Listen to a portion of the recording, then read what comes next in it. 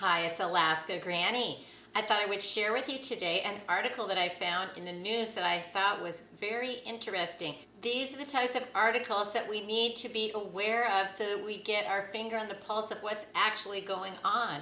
This is the type of information that as preppers we really want to pay attention to so that we know what's coming.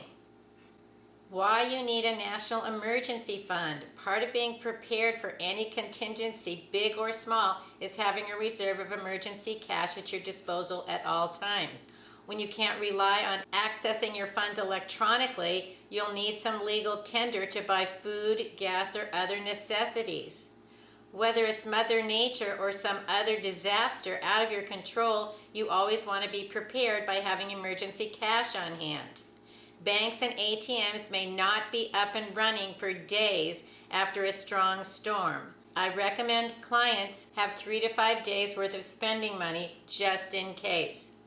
Now that's the type of information that as preppers we've talked about since we became preppers, that we want to have emergency cash on hand. We want to be prepared for several days. But why suddenly are they warning everyone in the nation? It's interesting. How to decide how much to save.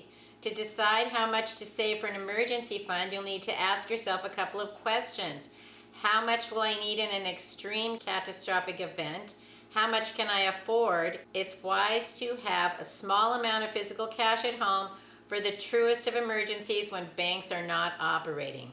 They're not mentioning what are the actual problems that we could be facing, but it sounds like there could be more in the works that we want to be aware of. Aim to save $2,000. That's quite a lot on most people's budgets, so this is becoming very interesting and a little more alarming to me. Individuals should be prepared to pay for essential or non-discretionary expenses out of pocket. Temporary lodging or shelter, fuel, food, water, medications. They will differ for each person. To cover these costs, $2,000 is a good figure. Keep $1,000 to $2,000 in cash in case banking operations are shut down due to a national emergency or catastrophe. There's no magic number for how much to save in your emergency fund. Despite these suggestions and what some other experts might advise, there's no magic number you should have nestled away in your emergency fund. The answer for how much you should save for an emergency situation is that you should do what feels right to you. No matter the amount, an emergency fund is absolutely necessary, so make it a priority to build one. So if you can only afford to set aside $1,000 for an emergency fund, that's better than not saving at all. They're getting into some pretty big numbers that a lot of people couldn't just suddenly get prepared with that types of money. And that's why we've always said a little at a time, baby steps, 1 can of food, $1 a week, $5 a shopping trip. Put things aside a little at a time so that over time you have all of the things that you need. So this may not be a good time to begin prepping your emergency fund if you haven't already done that. If you have been setting aside your food storage, your water, your healthcare supplies, your hygiene supplies, and some cash along the way, along with all of the other categories of supplies that as preppers we want to have. But then you need to look at some of these terrible storms that have happened.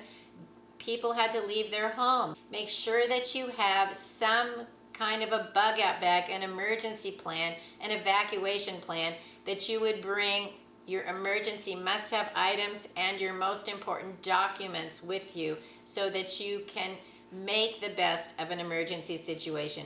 Nobody wants to leave their home, but things happen when you don't have any choice, so you need to be prepared for that possibility. Take into account that in a national emergency, inflation will rise, demand for necessities will increase, and price gouging. With all that in mind, in addition to your regular emergency savings, you should prepare to have enough to cover the following costs in a national emergency situation. Water, 10 gallons, $13. Gas, 20 gallons, $71. Portable solar generator, $150. Battery-powered lights, $20. Emergency solar hand crank radio, $20. Those are all basic prepping supplies that many of us might already have on hand. I notice they haven't mentioned food, and that's going to be critical too. You need to have some ready to eat, open and eat, don't do anything, tear open and eat foods for any kind of an emergency, and then a nice supply of foods that require almost no cooking, put them together with not much effort. And then should we go into something that is a catastrophic for our nation, that's when you may want to make sure that you have those longest lasting foods, the dried foods that last for 30 years, like beans, rice, oatmeal, pasta, dried and dehydrated fruits and vegetables, so that you can sustain yourselves, because who knows what's coming. If the mainstream news is warning us, things could get ugly quickly. They're also encouraging you to have an emergency kit with batteries and tools, first aid supplies, non-perishable food, medication, and spare clothing. Unlike a regular emergency fund, which should be used to cover things like unemployment, medical or car emergencies, emergency home repairs, or bereavement-related expenses, a national emergency fund should be reserved for catastrophes, which you cannot use credit cards.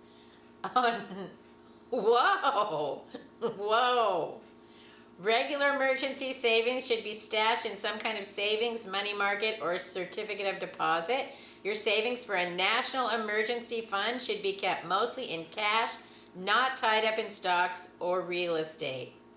Neither type of an emergency fund is meant to be dipped into or spent like disposable income, and creating one takes the same approach as for a rainy day fund, a nest egg, or any other kind of savings.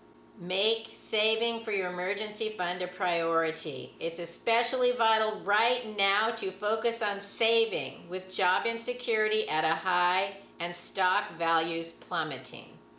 It's important to not panic, but to be proactive in planning your finances over the next months, considering different strategies for saving more money and having cash on hand.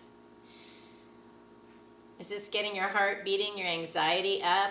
And that's one of the reasons why we try to predict what could come. What do we need? How do we prepare for it? So that we can make a plan, figure out what to do, so that we don't have something dropped in our laps and then we have just panic and we don't know what to do.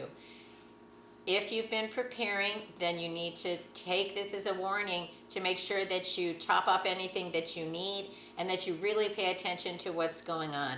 I'm very concerned that just the regular mainstream media is warning us of a national emergency, that it could be dropped on us right away, and we need to prepare as quickly as possible. Many of us have been preparing, but this is still the opportunity to make sure that you top off those supplies and have those things you need.